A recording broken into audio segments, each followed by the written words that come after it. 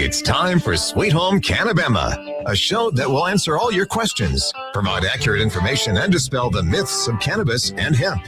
You can have your specific questions answered by emailing Jennifer Boozer Stewart at gmail.com or text or call 251-343-0106. And now, for all things cannabis in Alabama and beyond, here's your host, Jennifer Boozer Stewart. Welcome to the show, everybody. I'm Jennifer Boozer Stewart. I'm your host here at Sweet Home Cannabama. We are coming to you live from Mobile, Alabama on the Gulf Coast. We cover the Florida Panhandle, the Gulf Coast of Alabama, and halfway across the Mississippi Gulf Coast. So if you're joining us from any of those states, welcome, welcome. If it's your first time with us, we're going to talk about some crazy stuff tonight. So it's going to be an interesting episode to be a part of. If you are watching us from YouTube or social media, share, and subscribe to that YouTube channel. The more subscribers that we have, the more we can spread the message of what's going on in the hemp and cannabis industries in not only Alabama, but across the country. And so we're going to get right into it tonight. I do want to say thank you again to our new sponsor, Cloud9 in Sims and Daphne. Their locations are licensed to sell hemp products, and 2 more locations within the city limits of Mobile are going to have a city council meeting for their city approval on March 31st.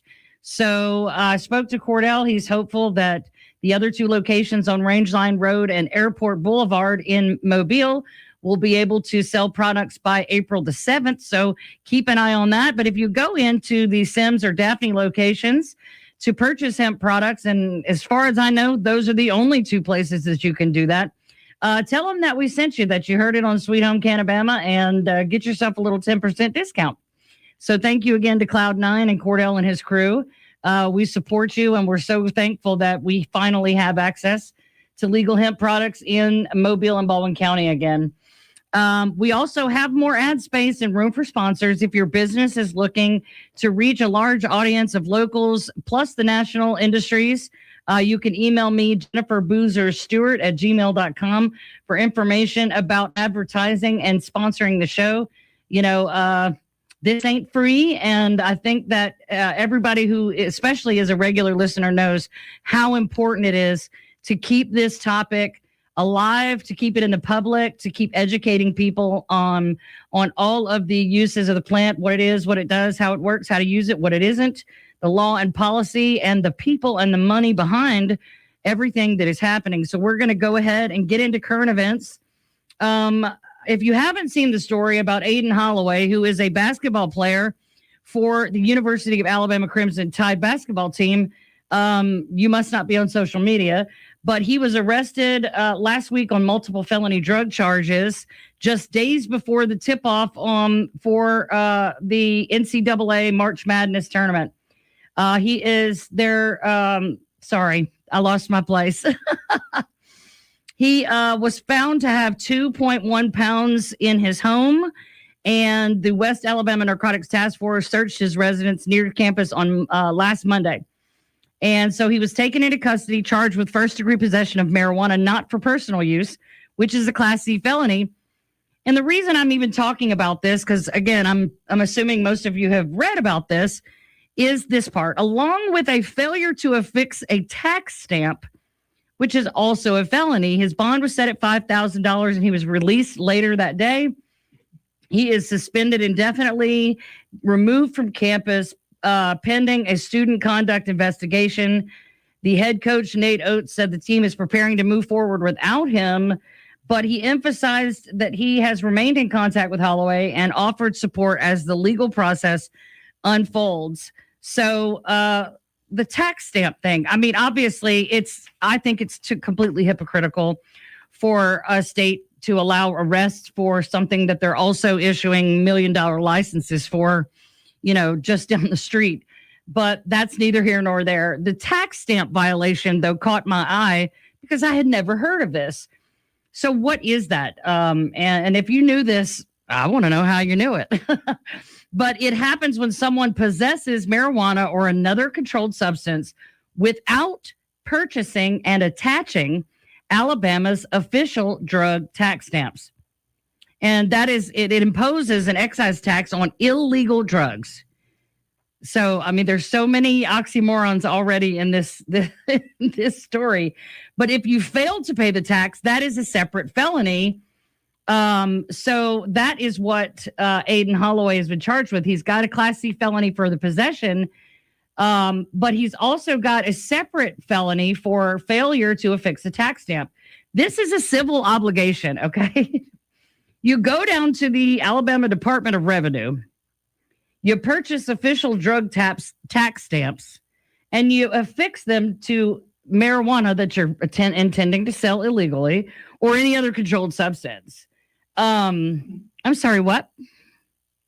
I mean, almost no one does this, obviously, and that's all within this record. But here's what the law actually says. No person may possess, distribute, sell, transport, or use marijuana or other controlled substances unless the tax has been paid and the stamps are attached. Well, that sounds like if I go to the Department of Revenue and ask for a tax stamp and pay them an excise tax, that it's not illegal to then sell it? I don't think so. The tax is $3.50 per gram of marijuana. It holds a Class C felony, which is 10 years and up to $15,000 in fines. By the way, that is the same felony that is now given to people who are caught smoking hemp flower, just smoking it, one joint, 1 gram, same as this guy with 2.5 pounds of illegal cannabis. You do not have to give them your ID when you go and get this stamp, and the purchase cannot be used against the dealer unless they don't pay for it. Then they're going to prison. So there are 454 grams roughly in a pound. And so 2.1 pounds would have meant that Mr. Holloway should have paid the state $3,336.90. And again, no one does this. Hey, I don't know why this is even on the books, except that when they do arrest you, now they have multiple felonies to charge you with. They can double and triple your fees and their time in prison. But this is an insane law. And I don't even know what to say about it. But because he had no stamps present on his 2.1 pounds, he was charged with that failure to affix a tax stamp. And good luck to that young man. I don't even know what else to say about that.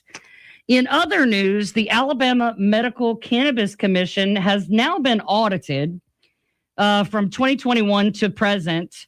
And it's not good news. The Alabama Department of Examiners of Public Accounts released a state audit covering AMCC operations from May 2021 through September 2025. And the findings show serious compliance failures across the agency. Here's what they found. There was an overpayment of more than $200,000 on a legal services contract, improperly adopted fee schedules, violations of the Alabama Open Meetings Act, records management failures, and a commission rule that directly conflicts with state law. So obviously these issues point to the obvious: weak oversight, poor internal controls, and procedural shortcuts during a period when the agency was already under pressure due to licensing delays and lawsuits. One of the most significant was the $200 overpayment. It involved payments that were not authorized under state law, and they flagged it as a major compliance failure requiring correction. So somebody accidentally got paid $200,000+. It was over 200. I don't know the exact figure. But the administrative and legal compliance problems, they approved fees without following the legally required adoption process, held meetings that did not comply with the Open Meetings Act, failed to maintain proper records and documentation, and created at least one rule that can contradict state law, which could undermine enforcement or licensing decisions.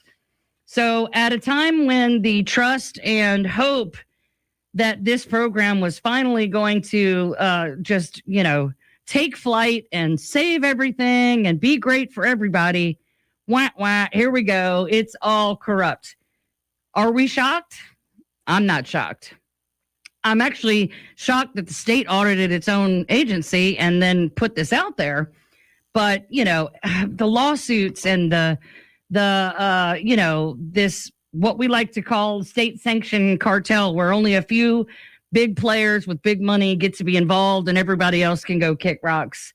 I don't know what to say. I know these dispensaries are slated to be open in April or May. We have no idea when that's actually going to happen. When we come back from the break, we're going to talk to Bradley Haddon from Top Shelf Alternatives. Stay with us.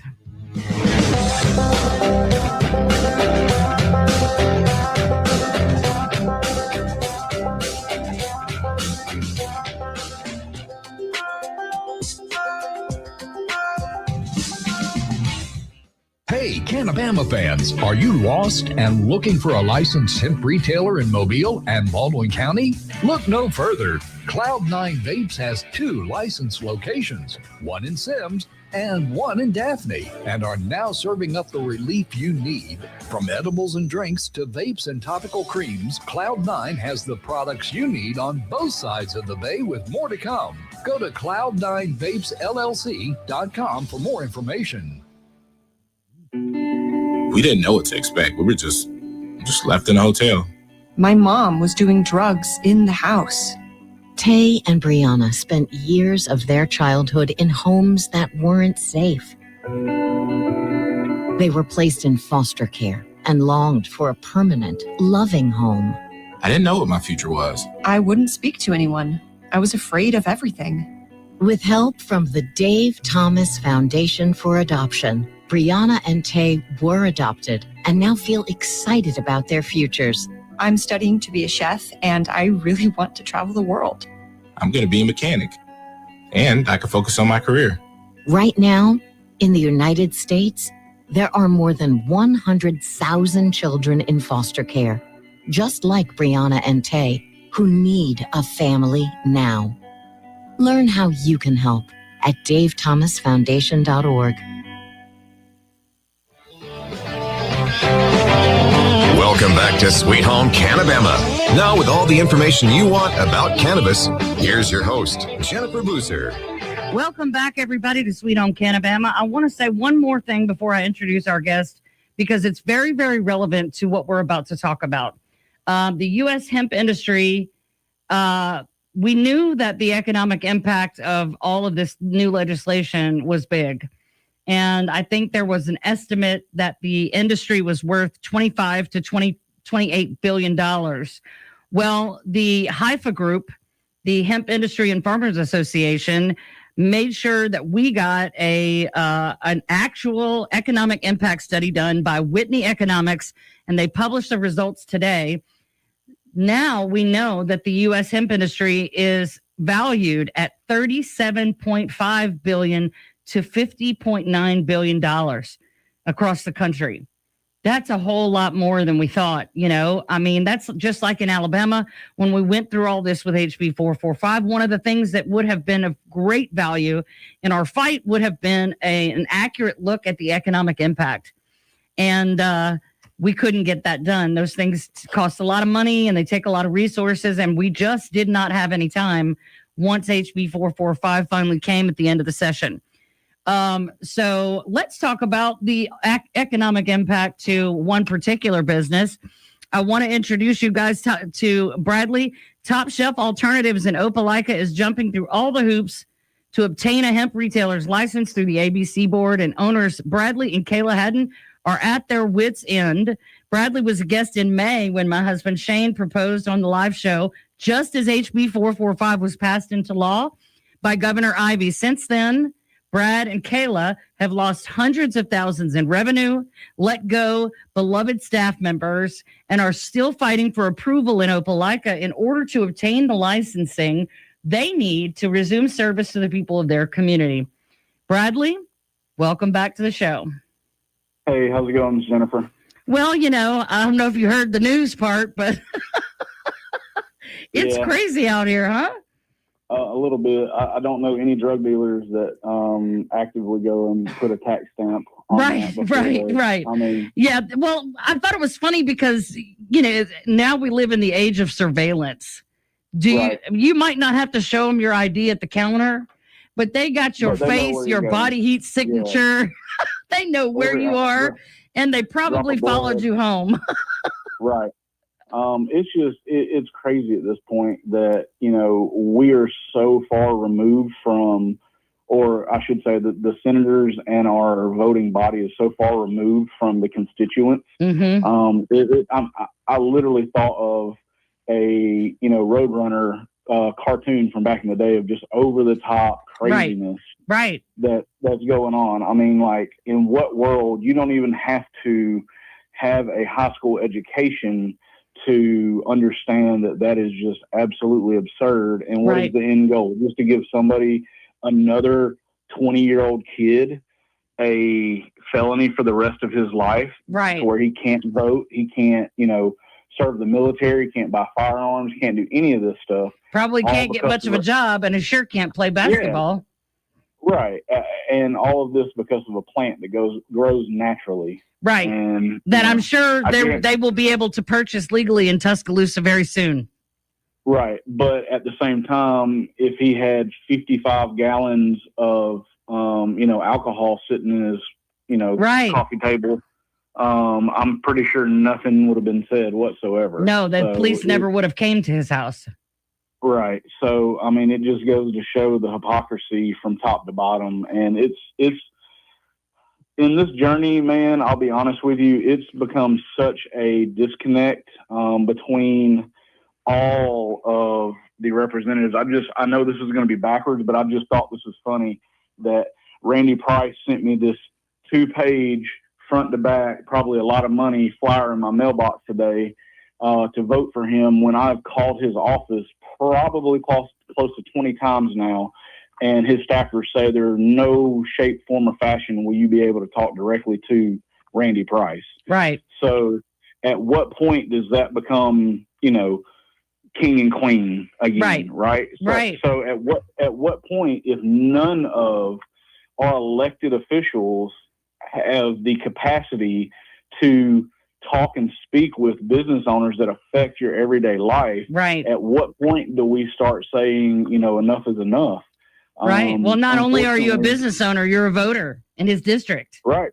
Yep. 100%, man. And it's gotten to the point where, Tupperville, I called Tupperville's office. I've emailed everybody and their mama 64 times, and I've gotten two generic "thank you for reaching out" emails. Right. The auto reply. I would almost rather not get anything back. Exactly. Than get the auto reply, because it's a giant middle finger to you. Right. Yeah, you've seen it, but you just decided. I mean, I literally got told by one of the staffers that, if it was important enough, it would go through the right channels and it would get me emailed to our representatives, and then we could deal with it after that. And it's my favorite is I emailed I won't say who he was, a senator that happened to call us dope pushers on the radio last year, put two and two together. But I emailed him, and I got an email back that basically said, "Thanks for emailing, but if you don't live in my county, I'm not going to respond to you." And I'm like, how is that when you're on a committee that's passing laws that affect me down here in Baldwin County and Mobile County? Right. But I don't live up there where you live, so you have nothing to say to me? Right. I got told Tommy Tupperville was on the great trail to become our next great governor of Alabama, and he doesn't have time to sit with business owners. Excuse me, you're still an acting, representative in this fashion, right? That's because he's commuting from Santa Rosa every time he comes to Alabama. Right. But, that's a whole different ball. We could get into a whole hour conversation on that. Well, I want to talk about, I just gave the statistics that this new economic impact study, where the hemp industry is actually valued a lot higher than what we initially thought. So I want to talk about that as it applies to us. I want to point out that if that's true, that now means that the hemp industry is more money in the economy than the legal cannabis industry that is out there, that sits at $31 million. That's not hard to believe. As a free market, that's not hard to believe. However, all of the ban bills across the Southeast in 2025, going into 2026, it's going to be different numbers if they do that audit again in a year. Right. If you pull $9 billion out of any economy, I don't care if it's, Rome, if you pull more money than the Great Depression had out at one time of a state that's already, if not the last in every category, second to last in every category strategically, what are you hoping to help with that? You're going to get more and more people, just like the lottery, that go straight across the state line and spend their money somewhere else. And then we're going to sit here dumbfounded and say, where's all the money going? Right. Where's why can't we fix our roads? Why can't we hire more people? Hopefully, because we know this has a lot to do with alcohol. Hopefully, and I can understand them thinking, oh, well, alcohol sales are down, hemp sales are through the roof. There's a correlation there. If we get rid of the hemp, they'll go back to the alcohol. I don't think they will. No, I really don't think they will. I've done a lot of research, and I've been paying attention to a lot of the stuff Rand Paul has been saying, and a lot of stuff Thomas Massey's been saying. And you have close to, I think it's 5,000 different farms and close to 50,000 different facilities just in the state of Kentucky, where he's from, that this is going to shut down and impact when it gets to the national deadline. So, look at that. We were promised when we started this in 2018, when the Farm Bill passed, that Alabama was going to push everything forward to be the forefront. Right, the innovators. Right.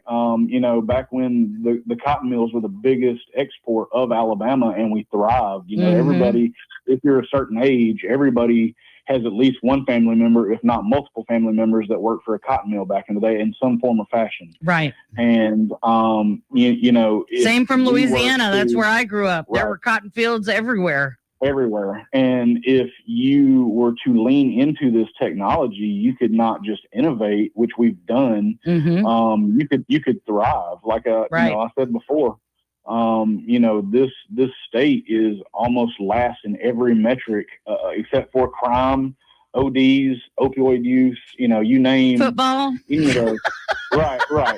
Yeah, 100%. And what's crazy is I sat and talked with my DA, and I would catch less time for standing on the street corner 100 yards from my store and sell fentanyl on the street with my applied for tax stamps. Yep. Before, me selling you a pre-roll that's been through 3 different labs, has an independent lab study shown, and is, been fine. Like, or even a 15 milligram gummy or a 20 milligram gummy instead of a 10. Right. So, we touched on this earlier, and, I don't know if I'm jumping ahead a little bit, but, I do a lot of analytics. I'm an analytically driven person in business. I believe that, you can't look at today. You have to look at next week, next month, next year. Right.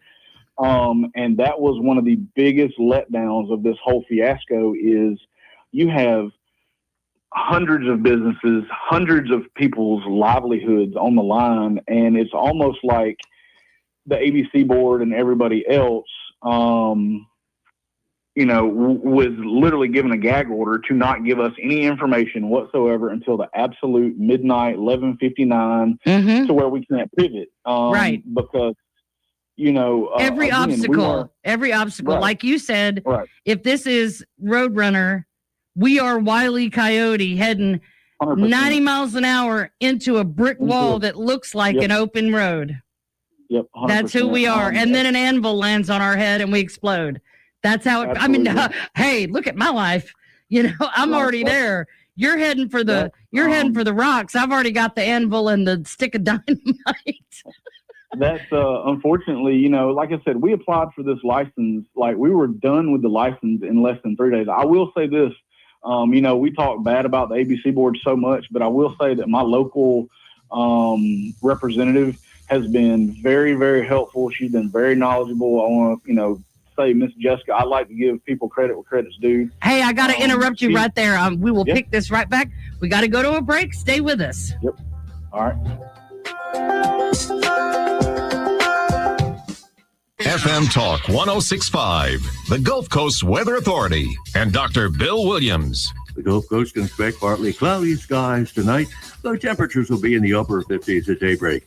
For Tuesday, mostly sunny with highs around 80, and the outlook for Wednesday, Mostly sunny again, with high temperatures in the upper 70s. This is meteorologist Dr. Bill Williams for FM Talk 106.5. FM Talk 106.5, the Gulf Coast Weather Authority. With local coverage you can count on, I'm Peter Albrecht, WKRG News 5. A former Biolavantry police officer has pleaded guilty to rape and will spend 3 years in prison. BJ Squires pleaded guilty to second-degree rape. He was arrested in 2024 for having sex with a 14-year-old girl 19 years earlier in 2005. At the time, Squires was 19. Neighbors say they heard an explosion about 4 Sunday morning on Plover Street in Maysville. Everyone inside made it out of the burning house, but one had to be taken to a hospital. Mobile police telling News 5 that gunfire hit an oxygen tank inside the house, causing the fire. No arrests have been made.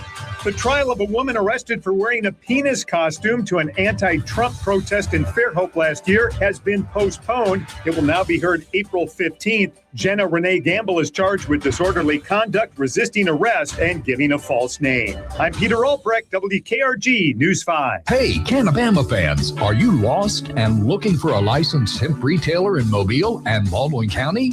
Look no further. Cloud9 Vapes has 2 licensed locations, one in Sims and one in Daphne, and are now serving up the relief you need. From edibles and drinks to vapes and topical creams, Cloud9 has the products you need on both sides of the bay, with more to come. Go to cloud9vapesllc.com for more information. Welcome back to Sweet Home Canabama. Now, with all the information you want about cannabis, here's your host, Jennifer Boozer. Welcome back, everybody. I'm Jennifer Bruiser Stewart, your host on Sweet Home Canabama every Monday night at 7 o'clock, right here on FM Talk 106.5 and on our Sweet Home Canabama YouTube channel. Check us out there. Hit that share button and the subscribe button. Help us get this message out there, because Lord have mercy, we're about to prove to you how crazy this state is. Bradley, you were just giving credit where credit is due to the ABC board in your local office.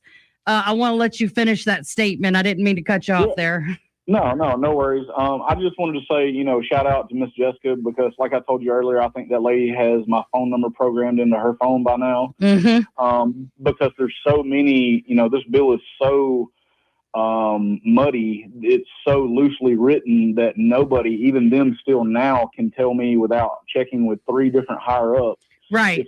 We still don't fully grasp the extent of it, because it seems like whenever we kind of get a grip on it, they move the goalpost even more.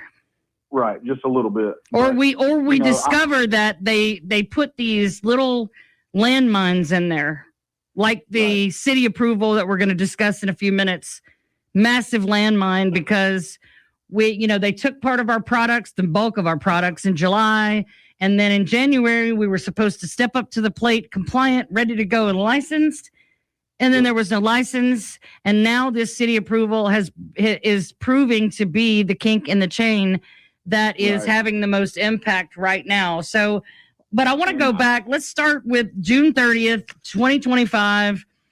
That was a radio day for me. And I was in the closet of my store already kind of packing it up, because I knew that if this TRO that we had applied for wasn't going to happen, we would have to be out by midnight. And I was in the closet of my store when I got the call that it failed. And my husband could tell you, and probably a couple of customers and my employee, the wailing, literal wailing that I did, because I was so sure, excuse me, I was so sure that we were going to get that reprieve, and we didn't. And I knew that I would not be able to open the next day. So let's go back to there and get a picture of where you were as a business before July 1st, when the smokable ban went into effect. How much revenue did you immediately lose in July compared to June and the months before?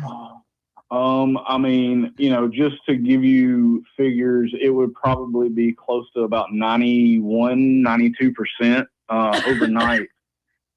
Sales went down. We went from, some days having 100 customers to the door to, July, maybe 3 customers every 2 days. Right. Because and the second edge to that sword is all the publicity that the state put out of felony this, felony that. It's like a bomb. Mm-hmm. Nobody, wants to go to jail for anything, right? But when all you hear for 2 months is this day, this time, you're all going to be felonies. We finally got you, after that, we were all nuclear. Nobody wanted to touch us with a stick because they were so unsure. Absolutely. That, the ATF or the DEA was going to pop out of a bush outside and say, gotcha, Mm-hmm. And so we slowly, over the next, 8 months or so, it took us about 3 weeks to get a meeting with the DA here locally.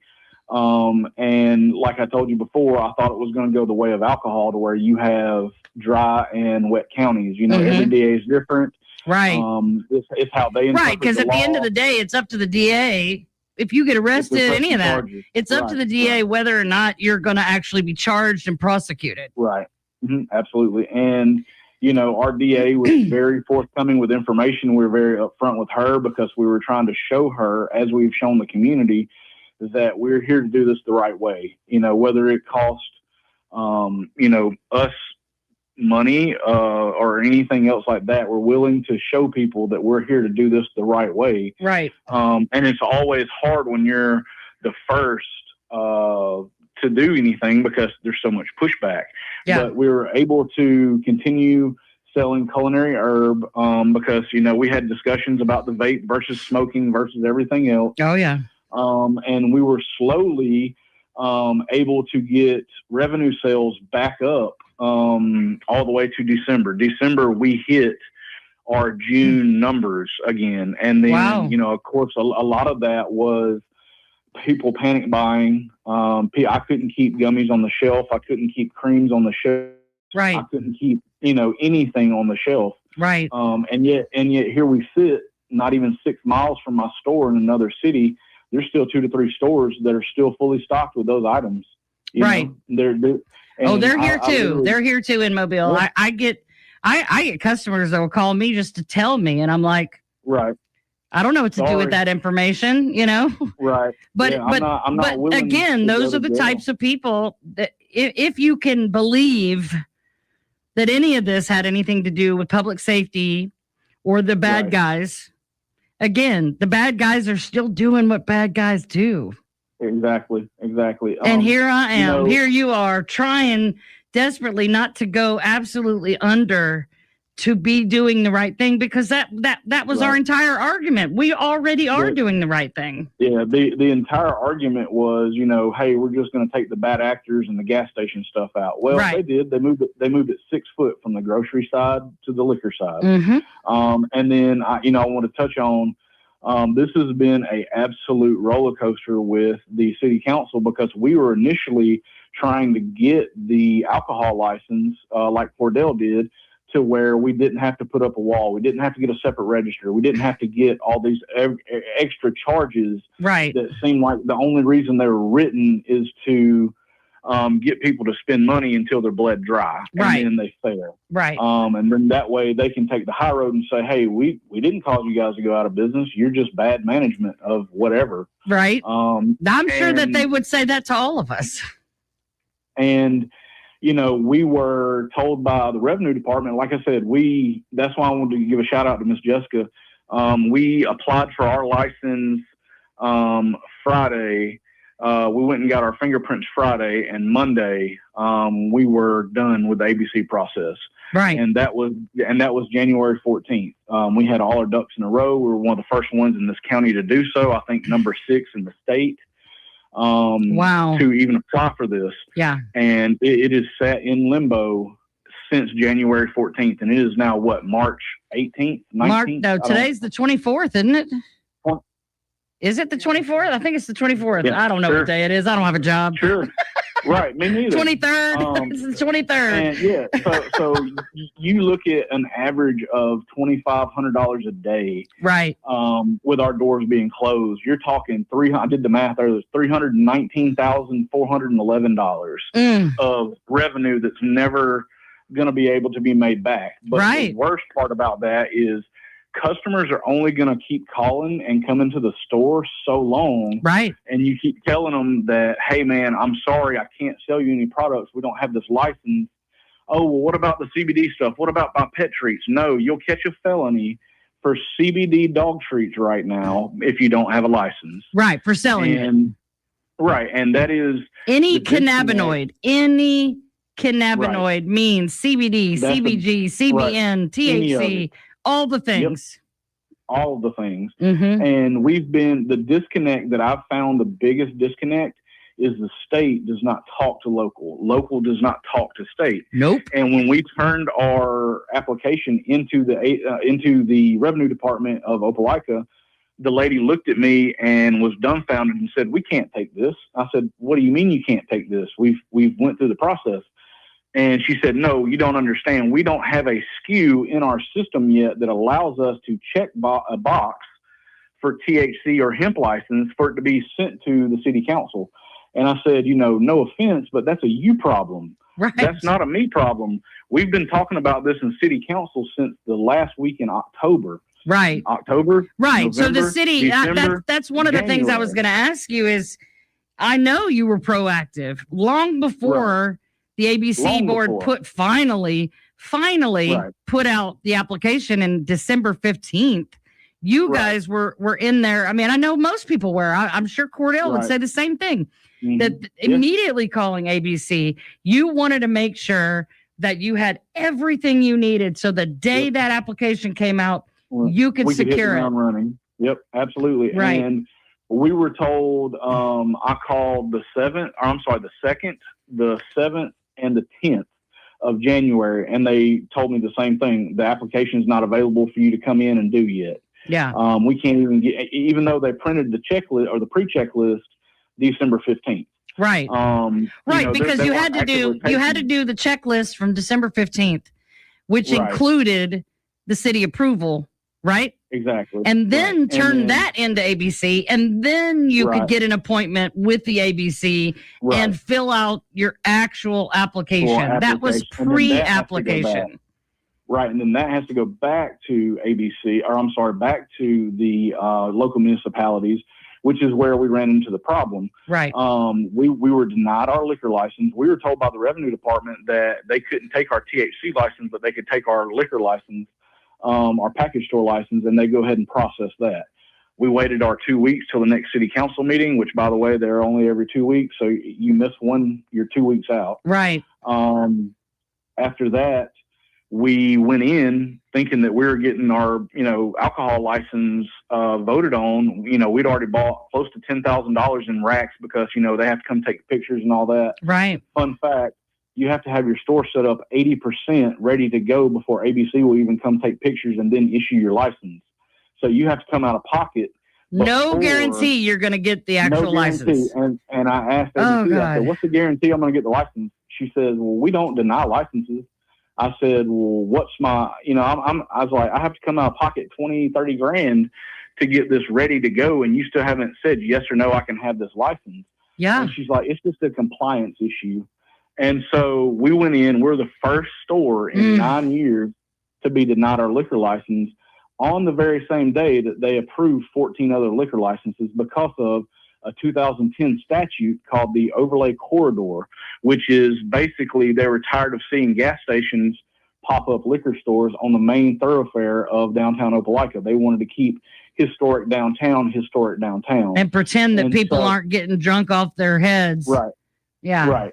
And so we were denied that. And when I asked them for a special category, meaning we're not solely going after liquor, we're getting the bare minimum of liquor to be able to not have to do this, because that was the lesser of the two demons of spending less money. Well, and let's, before we continue, I want to remind the audience that this is not cut and dry hemp license. Okay, there are three ways you can get hemp retailer permission. You can be hemp only, meaning nothing but hemp. But no mushrooms, no probiotics, no ashwagandha, no nothing. No waters. Not no even, Coke yes, fluids. not even bottled water. Nothing but hemp products. Or You can be a grocery store or liquor store that, meets certain requirements, like the grocery store has to be 14,000 square feet minimum. And which is, Walmart, right, basically. Right. But for you and so many others, for Cordell, for lots of people that were also selling nicotine alternatives. Right. And there are people like you who initially got in to do that. Hang on. I'm so sorry. We got to go to a break. We're going to get back into this with Bradley Haddon. Yeah. Stay with us.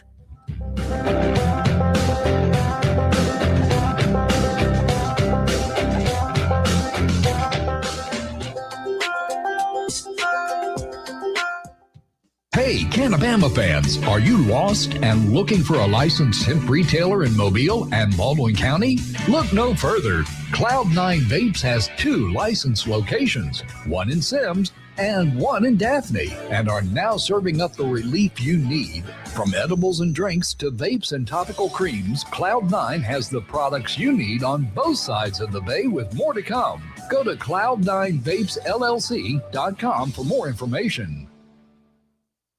Every moment counts if you're at risk or living with lung cancer. And anyone with lungs can get lung cancer. It causes more cancer deaths than breast, colon, and prostate combined. It can feel like a race against time. And while there may be moments where you question your next step, it's essential to know that you don't have to confront lung cancer alone. Through it all, Go-To for Lung Cancer is here for you. From screening, treatment, and survivorship support to finding the right care close to home, we are your community. As your friends, your guides, your teachers, your advocates, and your support system, Go-To is your go-to. Confronting lung cancer starts here. Visit goto.org today. Welcome back to Sweet Home Canabama. Now, with all the information you want about cannabis, here's your host, Jennifer Boozer. Welcome back, everybody. We're going to finish up tonight with Bradley Haddon of Top Shelf Alternatives in Opelika, who has been struggling since December to qualify for an ABC license to sell hemp. Now, before the break, I was explaining that the categories of licensing, it's hemp-only retail, like what I did, except without the alternative other products. And then there are grocery stores and liquor stores, which I don't even want to talk about the irony of those two things. But for those of you, and there are many, many of you out there who are selling both nicotine alternatives and hemp products, there's no license for that. Nope. And that to me, I'm sorry, but that was intentional. They knew, I believe, and hey, call me crazy. It's my opinion and it's my radio show. But I believe that they knew, and this is true, it's panning out to be true.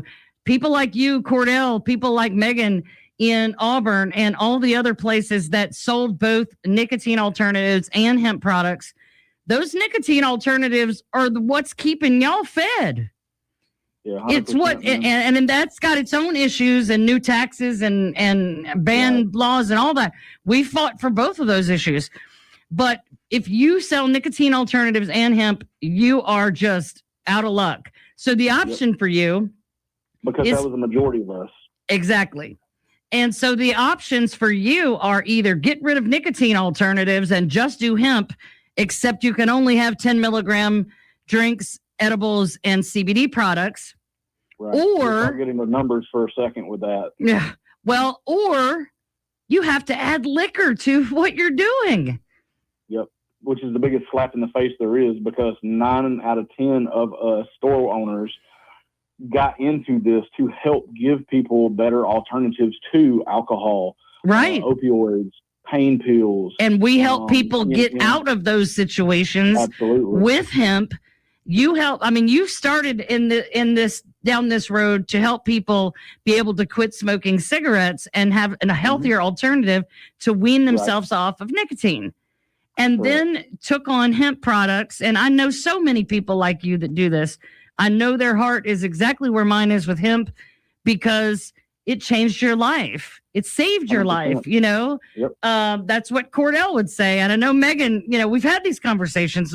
Sonia Right. Lowry in Tuscaloosa, same thing, you know, Yep. and to do this, that specifically was on purpose.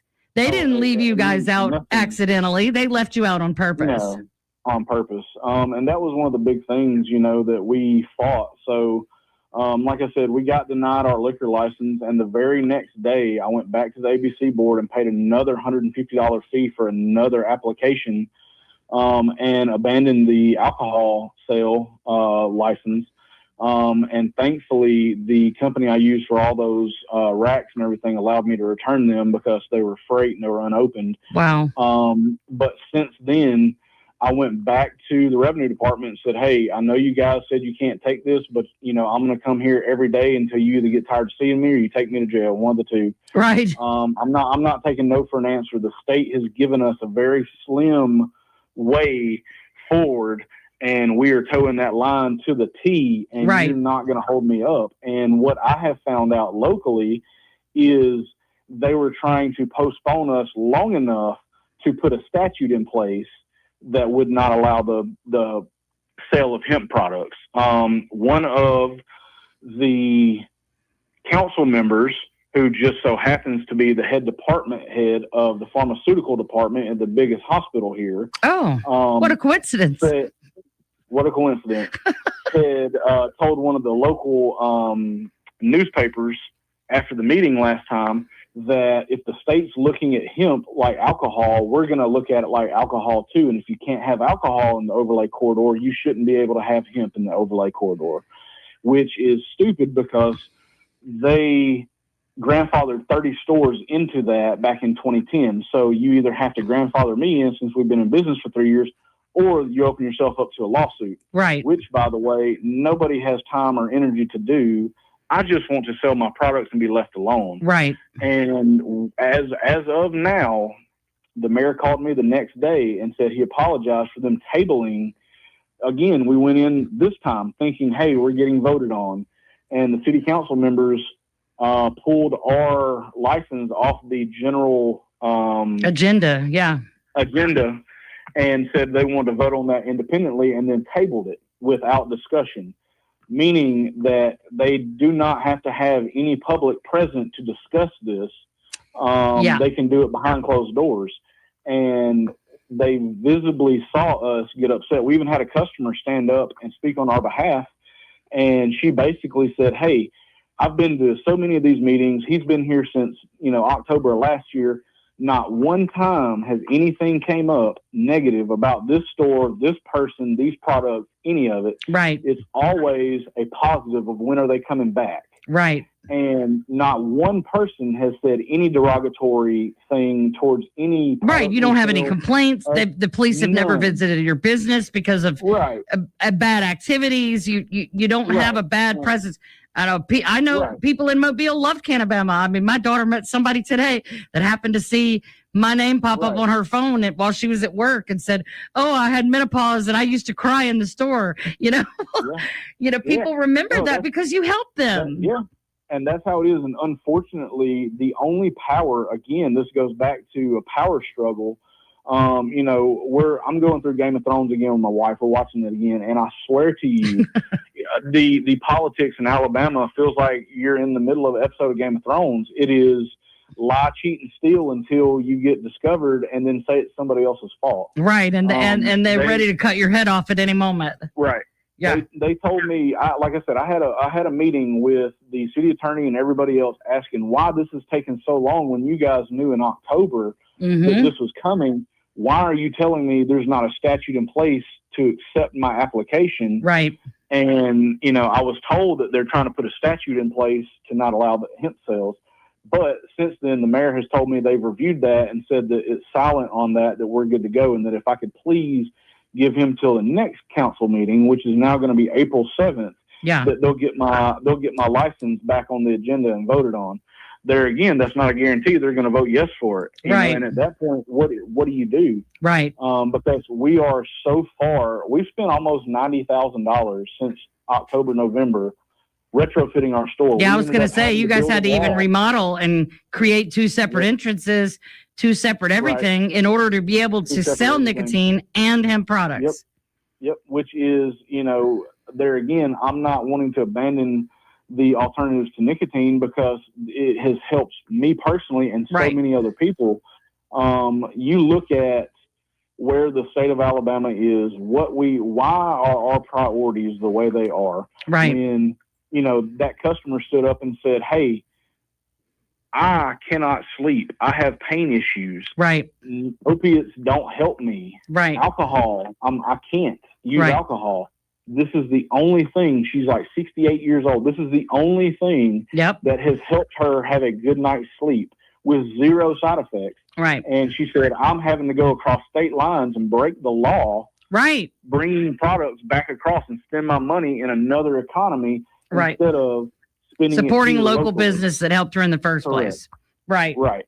And to that, the city council member said, well, you're in a volatile industry. You should know better than to put all your eggs in one basket. Oh, wow. Oh, wow. Real quick, before we run out of time, I want people to know where they can find you and support you. So tell us what your website is. So we have an Instagram account. We have Facebook. It's Top Shelf Alternatives. We're thinking about, I'm old as dirt now. I'm 40. I'm thinking about doing a TikTok. I don't know how to run it. I'm gonna have to get my 12-year-old daughter to. I learned. If I can learn, you can learn. I'm 40. I'm gonna be 48 in 2 weeks. But well, happy early birthday. Thank you. But yes, no. Like I said, man, we're trying. We're gonna put a press release out before this upcoming. Yes, if you're listening in Opelika, anybody. Yeah, if you're listening in Opelika, follow Bradley Haddon, Kayla Haddon, Top Shelf Alternatives. Pay attention to these city council meetings. April 7th is a city council meeting. If you're within the sound of my voice and you're in that county or that region, go to that city council meeting. Stand up for the people who have fought for you. One more thing I want to say about that. The only thing that we can affect politicians with is money and how they're viewed in the public eye. Right. That is it.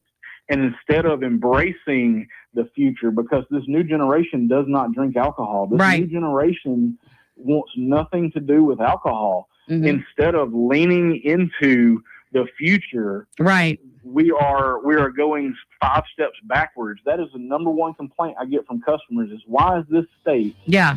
I'm sorry, Bradley. We're out of time for tonight. Thank you so much. Thank you guys for being with us. And if you're in Mobile and Baldwin County, go to Cloud9 and tell them we sent you for 10% off. God bless you, and God bless American hemp.